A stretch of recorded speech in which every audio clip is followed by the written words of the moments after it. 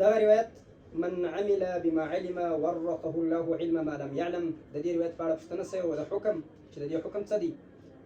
نو اوله خبره دا ده چې د دې حکم دا دی چې دا روایت موضوع دی، درواغ دی. رسول الله صلی الله علیه وسلم ته د دې نسبت ناروا دی. المداوي لعلل الجامع الصغير وشرحي المناوي. دا کتاب ده څه د حواله وایم بیا په دې کتاب لږ خبره درته کوم. الحمد لله والصلاة والسلام على رسول الله وبعد. دا روایت من عمل بما علم ورثه الله علم ما لم يعلم. د دې روایت په اړه پوښتنه شوې وه د حکم چې د دې حکم څه دی. نو اوله خبره دا ده چې د دې حکم دا دی چې دا روایت موضوع دی، درواغ دی. رسول الله صلی الله علیه وسلم ته د دې نسبت ناروا دی. دویمه خبره ډیره مهمه خبره ده، دقیقه خبره ده چې دغه روایت یا بل یو کوم روایت خلک کله کله امام ناقد محدث پر روایت باندې کلام کوي، نو هغه روایت دی وګوري، هغه روایت د سند د لحاظه د ثبوت د لحاظه باطل ونیسي. نو دی وایي دا روایت باطل دی خو معنا یې صحیح ده. معنا یې بیا په یو بل روایت باندې دی وکړي، هغه روایت د نه یې کتلی، هغه مازې مشهور وي، د ده د شهرت په وجه پر هغه ګمان دا وي چې هغه به نو صحیح بیا وایي دا روایت خو باطل دی خو معنا یې صحیح ده. بیا چې هغه بل روایت پېښ کړي هغه هم باطل وي، بلکې هغه در دې ډېر موضوع وي، باطل. دا هم یوه دقیقه مسله ده. په دې حدیث کې دا د غټ خوب سوی کسوی دی. انشاءالله په دا باندې به په خپل ځای کې خبر وکړو. نو اول هغه کتابونه چې زموږ سره په دې کې اوس فلحاله مهیا دي، د هغه کتاب اوس زه دا روایت درته وایم، بیا چې کوم کتابونه اوس فلحاله زما سره وجود نه لري او دا مسله پکې شته، هغو حوالې هم درته وایم او بیا په دا بله مسله هم خبره کوم. دغه روایت موضوع دی. امام ابو نعیم اصبهاني رحمه الله په حلية الاولياء وطبقات الاسفياء جلد لسم د دې تبع مطابق احمد بن ابي الحواري په ترجمه کې دا تبع ده، د دې لسم جلد احمد بن ابي الحواري دا امام ابو نعیم رحمه الله په خپل حلیه کې پر 401 نمبر باندې راوړی دي. د دې روایت راوړی دي 4201 روایت دي. په دې کې احمد بن حنبل او احمد بن ابي الحواري دا په مکه کې سره یو ځای شوي دي. بیا احمد بن حنبل دا غوښتنه کړې چې ته عجب حکایت ما ته بیان کړه، نو هغه بیا دا حکایت ورته بیان کړی. زه دا د تور وایم چې بیا مرګورو ته بیا اسانه چې دا پیدا کړي. يحيى بن معين رواية كيش التقى أحمد بن حنبل وأحمد بن أبي الحواري بمكة، فقال أحمد بن حنبل لأحمد بن أبي الحواري، أحمد بن حنبل أحمد بن أبي الحواري توجه يا أحمد حدثنا بحكاية سمعتها من أستاذك أبي سليمان الداراني. أستاذ أبو سليمان الداراني سجتا يعجب حكاية ولد أغراتوك. فقال يا أحمد قل سبحان الله بلا عجب، سبحان الله بلا تعجب. فقال أحمد سبحان الله وتولها بلا عجب. فقال أحمد بن أبي الحواري، أحمد بن أبي الحواري خبره تشوكه سمعت أبا سليمان لا رسم مولد يقول إذا اعتقدت النفوس على ترك الآثام جالت في الملكوت وعادت إلى ذلك العبد بطرائف الحكمة من غير أن يؤدي إليها عالم علما. شكلها نفوس بناوي بريدي تقوى شوكي شكرنا شوكي إنه دغ عبد باندې الله پاک د حکمت داسې دروازې راخلاصي، د حکمت داسې عجایب ته دی رسیږي چې هغه ته عالم سړی د علم دروي نشي رسېدلی، دی د تقوا دروي ورسیږي.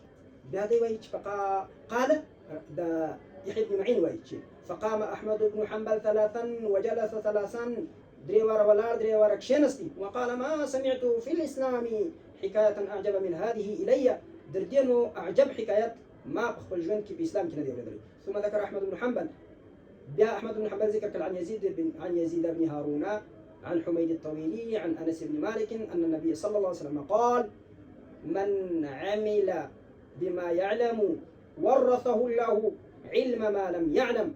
ده روايه بياكي احمد بن حنبل عن يزيد بن هارون عن حميد الطويل عن انس بن مالك.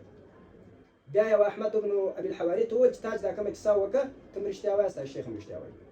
امام ابو نعيم چې دغه روایت راوړی دی باره داسې وایي. قال الشيخ ابو نعيم رحمه الله وایي ذكر احمد بن حنبل هذا الكلام عن بعض التابعين عن عيسى عليه السلام. دا په اصل کې دوی سوچ چې احمد بن حنبل دغه روایت بیان کړی د بعض تابعین سره چې دا عیسی علیه السلام دا خبره کړې. فوهم بعض الرواة انه ذكره عن النبي صلى الله عليه وسلم.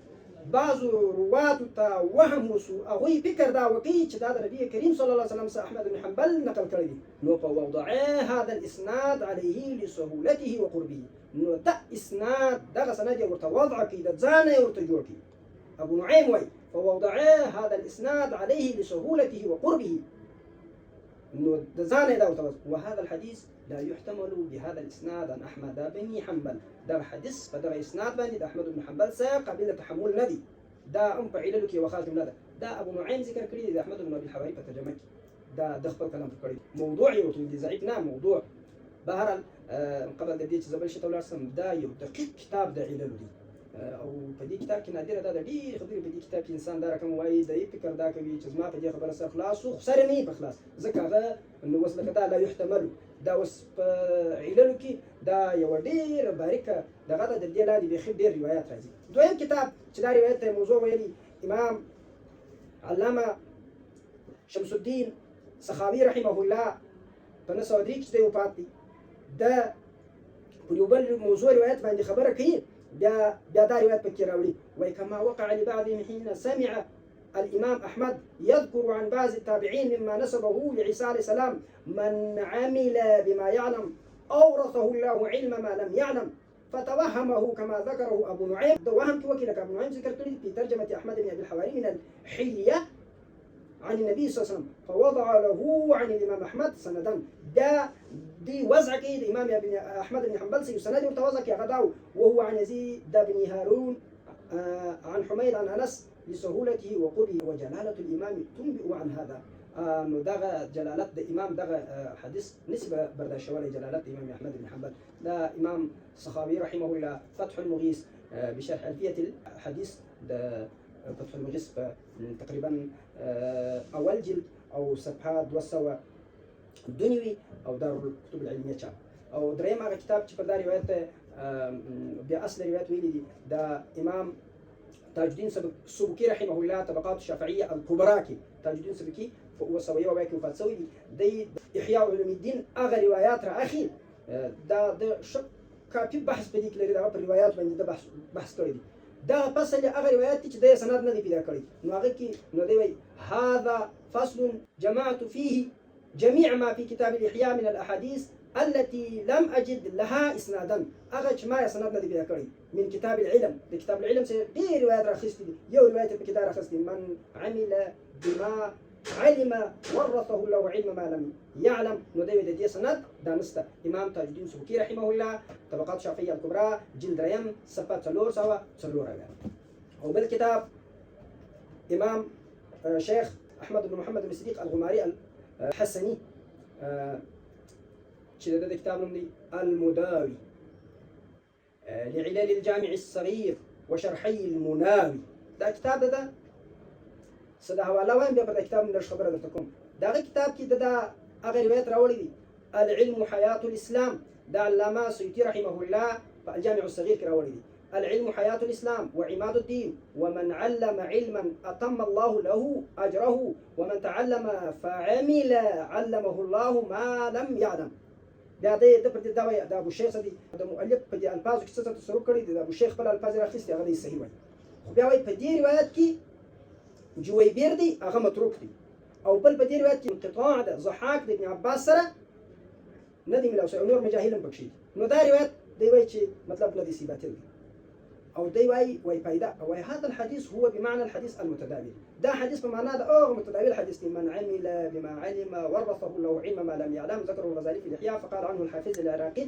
في إتحاف خرجه ابو نعيم وضعف وعراقي دا وای چې ابو نعيم راستل دي زي پکړه دی دا ډیر عجب خبره ده ځکه ابو نعيم خو ضعیف نه دی بلل خو موضوع بلل دي نو ته څنګه عراقي صاحب دا وای دا ابو نعيم دا ګر خبره را نقل کړی ده دا في اخر وي چې ابو نعيم دا خبره نقل كيف فوزع هذا الاسناد عليه لسهولته وقربه وهذا الحديث لا يحتمل بهذا الاسناد عن احمد بن حنبل فهذا من ابي نعيم ابطال للحديث لا تضعيف له وقد حكم بوضعه ايضا الحافظ السخاوي تبعا لابي نعيم حسب ما فهمه من كلامه السابق انه دا بيد ابو نعيم او دا رقم بيد سخاوي رحمه الله د دې دوار دا خبره را نقل کړه چې دا موضوع دا المداوي لعلل الجامع الصغير وشرحي المناوي بهر دا كتاب په دې روایت کې چونکه دا د جامع الصغير خبر رااله پر جامع الصغير باندې د جامع الصغير څلور سره شروحات فیض القدیر تيسير تنوير السراج المنير څلور دا شری دي د جامع الصغير